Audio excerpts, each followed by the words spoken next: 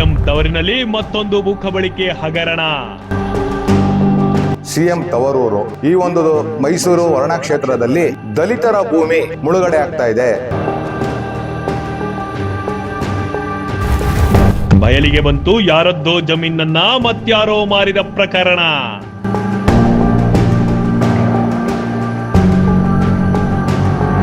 1 ಎಕರೆ 21 ಕುಂಟೆ ಫೋರ್ಜರಿ ಆಗಿರೋ ಜಮೀನು. Central government employee housing society land registration ದೋಖಾನ.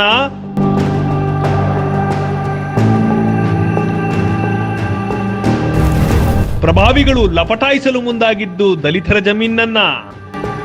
ನಿಮ್ ತಾತ ಅಡ್ವಾನ್ಸ್ ಇಸ್ಕೊಂಡಿದ್ದ, ನೀವು ಈಗ ನಮ್ಗೆ ಬರ್ಕೊಡ್ಬೇಕು, ಇಲ್ಲಾಂದ್ರೆ ನಾನು ನಿಮ್ಮ ಮೇಲೆ ಕೇಸ್ ಹಾಕ್ತೀವಿ ಅಂತ ಕೂಡ ಎದುರಿಸ್ತಾರೆ. ಆದ್ರೆ ಅಡ್ವಾನ್ಸ್ ಕೊಟ್ಟಿರೋದಕ್ಕೆ ಯಾವ್ದು ದಾಖಲಾತಿಗಳಿಲ್ಲ.